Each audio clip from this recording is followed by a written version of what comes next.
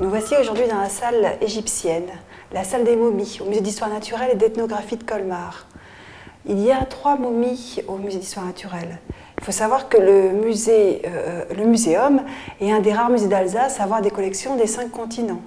Afrique, Amérique, Asie et bien sûr aussi Océanie. Donc ici, nous allons vous parler un peu plus précisément des momies, et notamment d'une momie, la momie de Nézi Khonsou Pakhéret. Nézi Khonsou Pakhéret était une femme, une jeune femme, une déesse d'Amon, une femme qui appartenait à la bourgeoisie égyptienne. On a daté sa momie de à peu près 1000 ans avant Jésus-Christ. Et cette momie a une histoire. D'abord, cette histoire, elle a été racontée par un papyrus qu'on a trouvé avec elle, et puis aussi un scarabée de cœur, symbole de l'éternité dans le monde de l'Égypte antique. Cette momie a été ramenée par Félix Teiller, originaire de Benfeld, dans le Bas-Rhin. Elle a été donnée au muséum en 1836. Et un an après, on a commencé à étudier cette momie, à débandeleter sa tête et pour faire des analyses, pour en savoir un peu plus.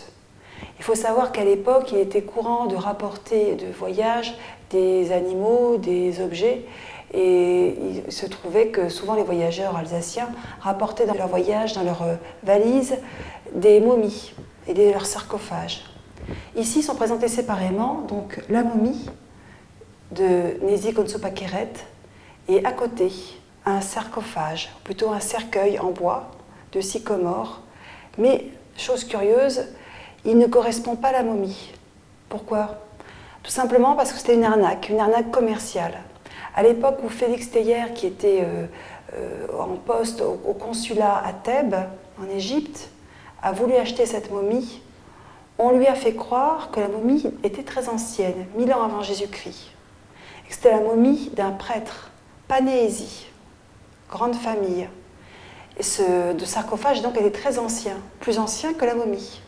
Et donc ce qui a valu à Félix Teiller de rajouter un petit peu à son porte-monnaie et de payer plus cher la momie. Mais une fois que Félix Teiller est revenu avec cette momie dans ses bagages, à Benfeld, dans son village natal, il l'a exposée d'abord dans son bureau, comme le faisaient beaucoup de gens à l'époque. On appelait ça les cabinets curiosités, où on présentait un petit peu tous les souvenirs. Et on peut imaginer que dans les années à venir, on retrouvera la trace de son vrai sarcophage. C'est l'occasion aussi pour nous, dans les musées, quand nous nous attaquons à la restauration d'un objet, comme le cercueil là, qui est en train d'être restauré, de connaître un peu plus sur l'histoire de l'objet. Puisque très souvent, les objets traversent les siècles, mais on perd des informations. Donc c'est toujours important dans une démarche, dans un musée, d'étudier l'objet pour en savoir un peu plus. Et cette étude, elle peut se faire avec des radiographies, avec des restaurateurs spécialisés qui vont étudier très finement la composition du cercueil, les matériaux utilisés.